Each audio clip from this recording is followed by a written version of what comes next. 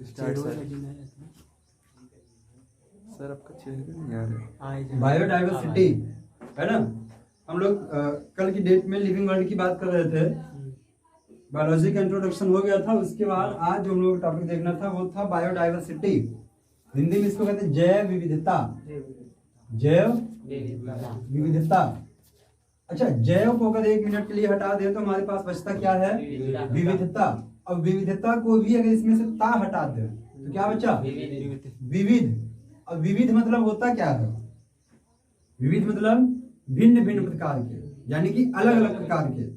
और विविधता मतलब जो अलग अलग प्रकार के हैं, मिल रहे हैं। कौन मिल रहा है? जीव मिल रहे हैं। क्या था? विविध मतलब भिन्न भिन्न प्रकार के। और जैव विविधता मतलब जीवों में जो भिन्नता देखा, बायोडाइवर्सिटी की हम लोग बात कर रहे हैं ना, जो हमको अलग अलग जीव दिखाई दे रहे हैं, उसी को कहते हैं जैव विविधता। इसको एक लाइन समझते हैं। जैसे अभी हम लोग क्लासरूम में बैठे हैं ना, यहाँ पे कोई न कोई जीव होगा। मच्छर है, नहीं दिख रहा है, बोला बात है, दिख रहा है। अच्छा दिख रहा है। मच्छर है, मान लो मक्खी वगैरह भी कहीं पे है, हो सकता है दीवार पे कहीं न कहीं छिपकली टहल रही हो, है ना। और फिर अगर ये सारी चीजें नहीं दिख रही हैं तो माइक्रो ऑर्गेनिज्म तो होंगे ही कहीं न कहीं पे, सूक्ष्म जीव तो उपस्थित ही हैं। अब जैसे मान लीजिए कि यहाँ से हम लोग बाहर निकले, गए किसी बाग में ना, बाग में हमको क्या दिखाई देंगे? पेड़ पौधे, छोटे घास फूस वगैरह दिखाई देंगे, कुछ हमको झाड़ियां दिखाई देंगी, ठीक। इसके अलावा जो है वहां पे बिच्छू वगैरह भी देखने का चांस बनेगा ना। सांप दिखाई देने का चांस बन जाएगा वहां पे। तो आप देखो, हम लोग प्लेस वेरी कर रहे हैं, स्थान परिवर्तन कर रहे हैं, एक जगह से दूसरी जगह पे जा रहे हैं, तो हमको जीव जातियां बदल जा रही हैं। इसी को हम लोग कहते हैं एक लाइन में क्या? जैव विविधता। यानी कि जैव विविधता क्या है? हमें अलग अलग स्थानों पे अलग अलग प्रकार की जीव जातियां देखने को मिलती हैं। इसी को क्या कहते हैं? जैव विविधता। या आप ऐसे समझो, कुछ एग्जाम्पल के हम लोग समझते हैं, एग्जाम्पल लेके, जैसे अभी हम लोग यहाँ पे हैं, एक एग्जाम्पल उठाते हैं, स्नेक, है ना।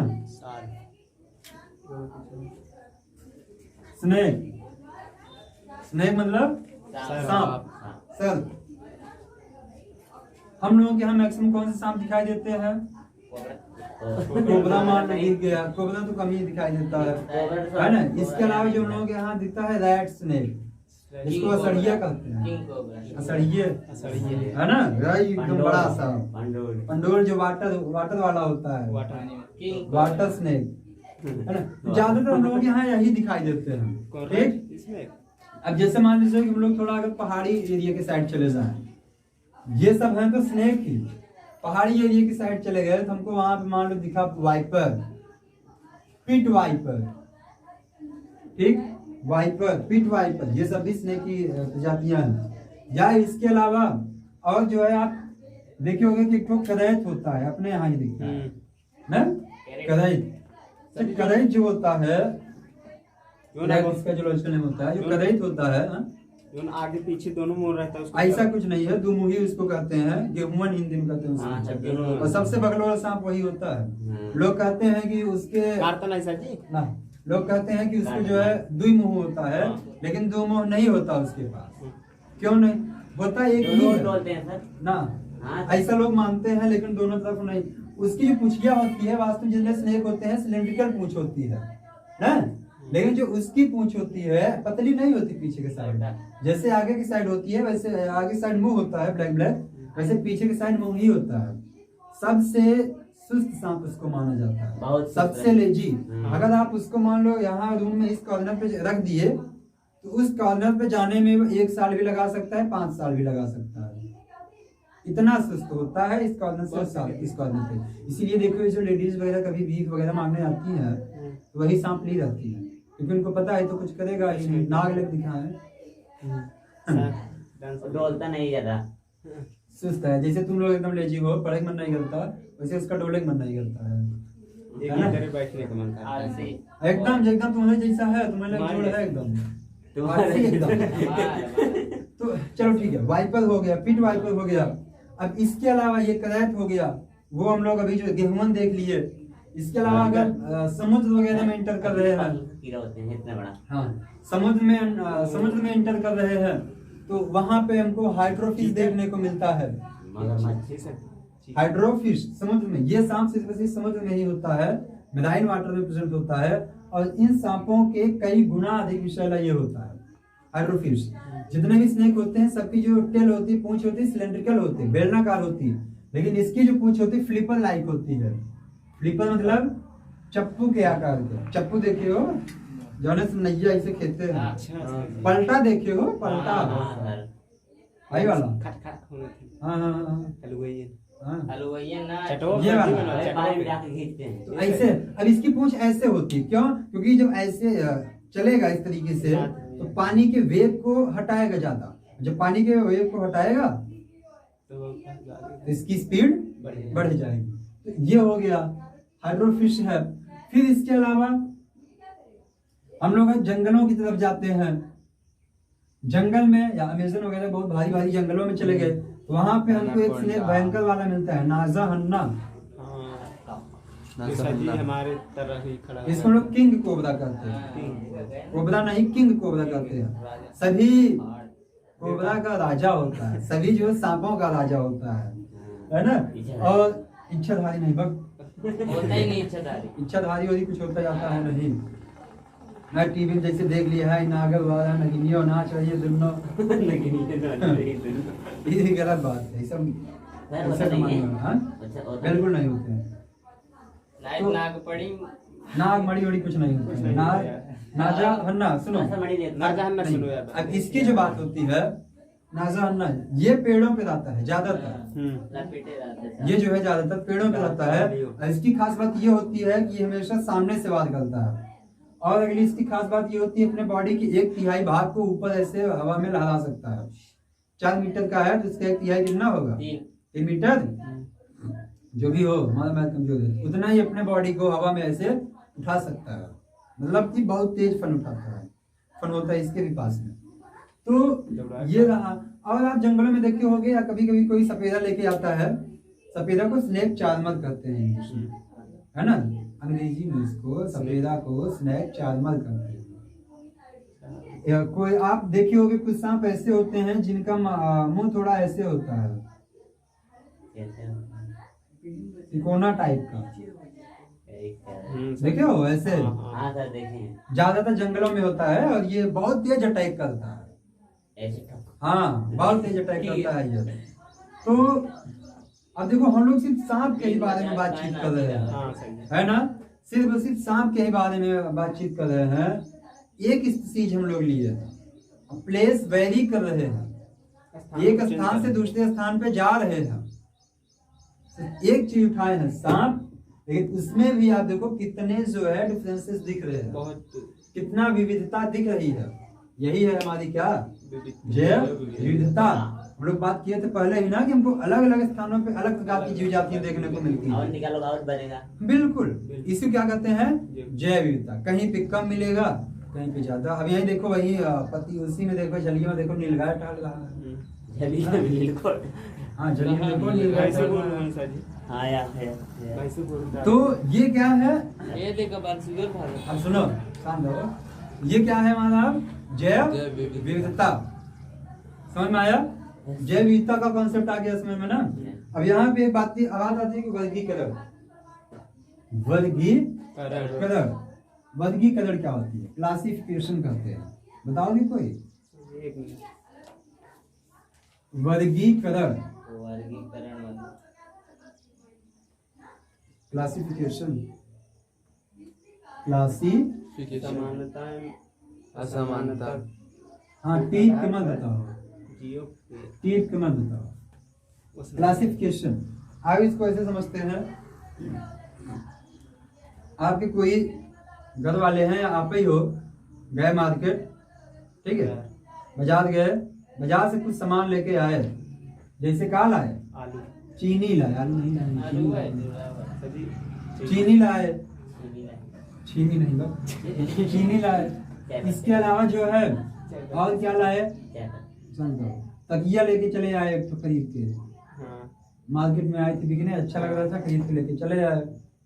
फिर इसके अलावा निरमा, साबुन, सर्फ लेके आए। निरमा और निरमा और साबुन लेके आए। फिर इसके अलावा हम किए क्या, एक जो है किताब लेके आए, अच्छी एक किताब लेके आए, है ना। अब हम कहे क्या, जो चीनी है उसको ले जाके आप अपने स्टडी रूम में रख दो, जहाँ पढ़ते हो स्टडी रूम में रख दो। और जो तकिया है इसको ले जाके बाथरूम में रख दो। कहाँ पे रख दो, बाथरूम में रख दो। जो निरमा और साबुन है इसको आप रख दिए कहाँ पे, किचन में रख दिए। किताब नहीं, किताब रखो किचन में, क्योंकि बेडरूम में मान लो जहाँ आप सोते हो वहाँ पे लोग पढ़ने के लिए बुक्स रखते हैं, है ना। और निरमा और साबुन आप रख दिए कहाँ पे, बेडरूम में, बेडरूम में। इसको आप कहाँ पे रख दिए, आप नहीं रखे। आप जो है, आप ये मान लो पापा थे, मार्केट से ये सारी चीजें लेके आए और वो कहे कि बेटा ये जो चीनी है ना, ले जाओ इसको स्टडी रूम में रख दो अपने। और जो तकिया लेके आए हैं इसको जाओ बाथरूम में रखाओ। और जो साबुन है, निरमा जो लाए हैं इसको बेडरूम में रख दो। और किताब जो है इसको आप किचन में रख दो। तो क्या कहोगे, हैं? पगला तो नहीं गए हो?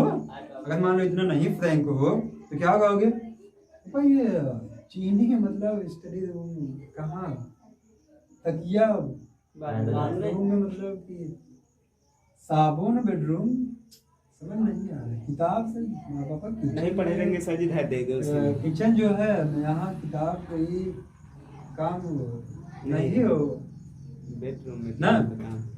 और फिर आप, फिर पापा क्या कहेंगे, अच्छा तुम्हें बहुत जानकार हुए, तुम्हें बता दो।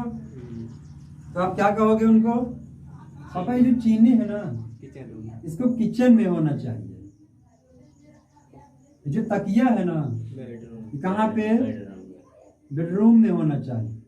निरमा है जो आपका बाथरूम यानी कि वॉशरूम में होना चाहिए। आप बाथरूम में लिखो,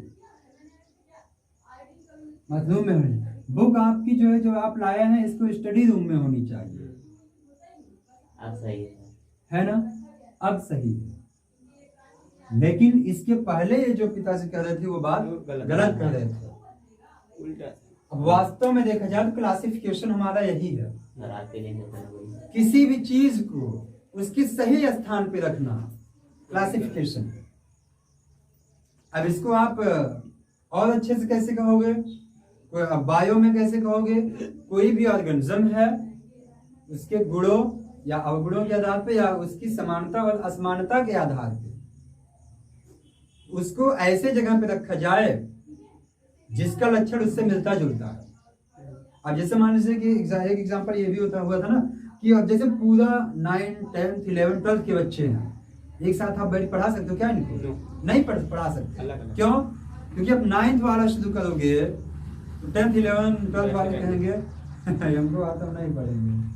तो उधर जो है 10 वाले शुरू उसको वो उसको करेगा डिस्टर्ब होगा सर जी से। इधर ये दे डिस्टर्ब ऐसा करते थे, यानी डिस्टर्बेंस आप फैला दोगे, है ना। लेकिन अगर वहीं पे 12th वालों का सिलेबस शुरू कर दे तो 9, 10, 11 वाले उन सब डिस्टर्ब करने लगी। सर हाँ बोलो, उनको नहीं समझ आ रहा, क्यों कराएं? एक हाथ ऊपर जा रहा है। तो उसके लिए जो है क्लासिफिकेशन की रिक्वायरमेंट हुई कि 10th वालों की जो IQ है, जो उनकी समझ है, उसके हिसाब से उनका एक अलग ग्रुप बना दिया जाए और 11th का अलग बना दिया जाए, 12th का अलग बनाया जाए और 9th का अलग बनाया जाए। यहाँ भी लागू होता है हमारा क्या, क्लासिफिकेशन। हर जगह क्लासिफिकेशन आपको देखने को मिल जाएगा, है ना, हर जगह। अब क्लास में भी देखो ना, होता है कि ये बहुत तेज बच्चा है, ये थोड़ा वीक है, ये जो है छोटे बच्चे आगे खड़े हों, बड़े बच्चे पीछे खड़े हों, ये भी हमारा होता है एक प्रकार का क्या, क्लासिफिकेशन। क्लासिफिकेशन का कॉन्सेप्ट समझ में आया, बायोडाइवर्सिटी का आया। क्लासिफिकेशन को आप एक लाइन में वैसे समझो, समानता एवं असमानता के आधार पे जीवों को सही जगह पे रखना ही वर्गीकरण है। समानता एवं असमानता के आधार पे जीवों को सही जगह पे रखना ही क्या है? वर्गीकरण है। बात समझ में आई? अब एक बात ये भी आती है कि भैया आपको वर्गीकरण की आवश्यकता कहाँ पड़ी? वर्गीकरण की आवश्यकता क्यों पड़ी? इसको आप देख लेते हैं। वर्गीकरण की आवश्यकता हमको भी ये कहाँ पड़ी? देखो, अगर हम लोग ऑर्गेनिज्म की बात करें पूरे ब्रह्मांड में तो near about 1.7 to 1.8 million species हैं। 1.7 से 1.8 मिलियन। 1 मिलियन में होता है 10 लाख। 1 मिलियन में होता है 10 लाख। कहने का मतलब टोटल 17 से 18 लाख ऑर्गेनिज्म पृथ्वी पे हैं। 17 से 18 लाख पृथ्वी पे ऑर्गेनिज्म हैं। इनको इसी में आदमी भी है। अब इनको जो है सबका नाम याद कर सकते हो? सबको आप एक जगह लिख सकते हो क्या? एक पन्ना तैयार है। सबको सबका नाम एक जगह पे लिख सकते हो क्या? कोई सब के बारे में आपसे पूछे तो आप बता सकते हो क्या? अब कोई अगर इसको इतना बड़ा तो छोड़िए दो, एक तो कोई फैमिली है, परिवार है, परिवार में 6 लोग हैं, 6 लोग हैं, लेकिन 6 के बारे में आप अलग अलग जानकारी इकट्ठा कर सकते हो क्या? 6 के बारे में पूरी जानकारी प्राप्त कर सकते हो क्या? नहीं। लेकिन अगर इस घर के एक मेंबर के बारे में या जो इसका गार्जियन है इसके बारे में आप पता है तो आप कयास लगा सकते हो कि ये लोग भी वैसे ही होंगे। कहते ना परिवार को देख के उसकी पूरी फैमिली का पता लगाया जा सकता है। आपको देख के आपके परिवार का पता लगाया जा सकता है। आपके आचरण कैसे हैं, आपके संस्कार कैसे हैं, आपके बातचीत करने की ट्यूनिंग क्या है, आपकी बोलचाल क्या है, ये सुनने के बाद कोई भी आपके फैमिली के बारे में पता लगा सकता है कि इसका फैमिली बैकग्राउंड क्या है ना। जब आप सिर्फ 6 लोगों के बारे में नई जानकारी इकट्ठा कर सकते, 17 से 18 लाख बहुत बड़ी चीज है ना। तो इसलिए आवश्यकता पड़ी हमको वर्गीकरण की। क्यों? क्योंकि पृथ्वी पे इतने ज्यादा ऑर्गेनिज्म है, इतने सारे जीव हैं, इन सबका नाम नहीं याद कर सकते, सबको एक जगह पे नहीं लिख सकते, सबके बारे में स्टडी नहीं कर सकते। इसलिए हम लोग किएगा उनके छोटे छोटे समूहों में बांट दिए। जो भैया इस कलर का है, जो प्रकाश संश्लेषण कर ले रहा है, जो हरा हरा दिख रहा है वो प्लांट है, उसको अलग कर दो एकदम। जिसमें नहीं है उसको जंतु मान लो, इसको पूरा अलग कर दो। अब जो रेंग कर चलने वाले हैं जैसे रेप्टेलिया, इनको अलग कर दो। जो 4 पैरों पे चलने वाले हैं कैटल्स, चौपाए, इनको अलग कर दो ना। अब उसमें भी देखो आप गए कार्डेटा वगैरह में, एग्नैथा में, जिनमें जबड़ा होता था या जिनमें जबड़ा नहीं होता था उनको अलग कर दिए आप, जिनमें जबड़ा होता था अलग कर दिए। फिर साइक्लोस्टमेटा आया, जिनमें मुख गोल होता था, जिनका मुख गोल होता था उनको भी जो उनको आप अलग कर दिए। इस तरीके से हमको वर्गीकरण की आवश्यकता पड़ती है। इतनी बात समझ में आई? वर्गीकरण क्या है, वर्गीकरण की हमको आवश्यकता क्यों पड़ी, ये सारी चीजें समझ में आई? बोलो। तो अब अच्छा 1 मिलियन में कितना होता है? 1 मिलियन में 10 लाख। 10 लाख तो वही हुआ ना 1.7 to 1.8 मिलियन, मतलब कैपिटल होता है 17 से 18 लाख प्रकार की जीव जातियां उपस्थित हैं। ध्यान रहे, 17 से 18 लाख नहीं, 17 से 18 लाख प्रकार की। अब जैसे मान लीजिए कि हम बात करें एक मक्खी, मान लो घरेलू मक्खी, जिसका हम लोग जूलॉजिकल नेम मस्का डोमेस्टिका कहते हैं। मक्खी आप देख रहे हो ना। तो सिर्फ मक्खी की प्रजाति पूरे ब्रह्मांड में कितना होगी? इनफाइनाइट है ना? तो ये सिर्फ एक हुई। हम कहे मच्छर, तो मच्छर सिर्फ अकेले थोड़ी ना पूरे वर्ल्ड में, ब्रह्मांड में बहुत ढेरों सारे हैं। हाँ, डेंगू, हाँ, वो सब अलग अलग चीज हो गई। तो ये अलग हो गया, ये इनफाइनाइट है, ये इनफाइनाइट है। तो जैसे ये 1, 2 हुआ, ऐसे ऐसे ही 17 से 18 लाख प्रकार के। ठीक है, तो मत समझ लेना कि खाली 17-18 लाख जीव जंतु हैं पृथ्वी पे ना, 17 से 18 लाख प्रकार के है। हाँ, तो ये इतना हुआ, इतना घर से पढ़ के आना हम लोग, इसके आगे कल देखेंगे। और कल से जो है शायद यहाँ तक हुआ था ना, तो आगे लिखाना हाँ सर, यस। नहीं, आगे इसमें थोड़ा बाइनोमियल नॉमेनक्लेचर है ना। कल नामकरण, द्विनामकरण पद्धति वगैरह हम लोग देख लेंगे। इसके अलावा आइडेंटिफिकेशन क्या होता है या नामकरण क्या होता है। देखो नामकरण क्या होता है, एक लाइन में जानिए लोग। जीवों की पहचान के लिए हम लोग उनको कुछ स्पेशल नाम दे देते हैं, जिसको नामकरण कहते हैं। हाँ, नॉमेनक्लेचर। आइडेंटिफिकेशन क्या होता है, पहचान करना क्या होता है, पहचान करना क्या होता है। किसी को आप एक बार देखे हो, अब कोई नया दिखा, उसके गुणों से आप पुराने वाले जो ऑर्गेनिज्म या जो आदमी देखे हो, उसके गुणों को आप कहीं से मैच करो। जो नया वाला देखे, नए वाले को देखो यार इसका गुण किससे मिल रहा है। अगर इसमें जो है युग्मित उपांग हो रहे हैं, जो इसके जॉइंटेड अपेंडिसेस हैं ये मिल रहे हैं, तो ये और कहाँ मिलता है। इसकी आंख अगर कंपाउंड है, संयुक्त नेत्र है, तो संयुक्त नेत्र और कहाँ मिल रही है।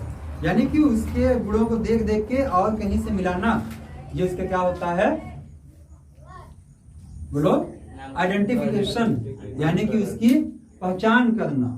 और जैसे मान लो हमको आप देखे हो ना, अब आप 5 साल 10 साल बाद हमको कहीं फिर से देखे, तो कुछ याद आएगा ना कि यार इनको हम कहीं देखे हैं, थोड़ा वो पहचान रहे हैं। कैसे पहचान रहे हैं, हमारे लक्षणों को आप जो हम 10 साल बाद हैप्पी रहेंगे और 10 साल पहले वाले जो हैं, दोनों को मैच करोगे, लक्षणों को मिलाओगे, फिर उसके बाद आप पता करोगे कि नहीं हाँ यार हम इनको कन्फर्म पहचान लिए। और अगर नहीं पहचाने, हमारे गुणों वाले और कोई आदमी मिला, हमारे उसके 5 गुण हमारा वाला उसमें मिल रहा है, 6वां उसमें नहीं मिला, 7वां उसमें नहीं मिला, 8वां उसमें नहीं मिला, तो नहीं यार ये हैप्पी नहीं है ना। भले कुछ गुण मिल रहे हैं इनको, तो आप उसको अलग रख दीजिएगा, उनको आप अलग नाम देंगे। अब आप उनकी पहचान पूछेंगे। ये होता है हमारा क्या, आइडेंटिफिकेशन। बात समझ में आई, जिसको लोग क्या कहते हैं, पहचान करो या पहचान करना। एक चीज यहीं पे आती है, बाइनोमियल नॉमेनक्लेचर, द्विनामकरण पद्धति। बाइनोमियल नॉमेनक्लेचर को हम लोग कल देखेंगे। ठीक, थैंक यू।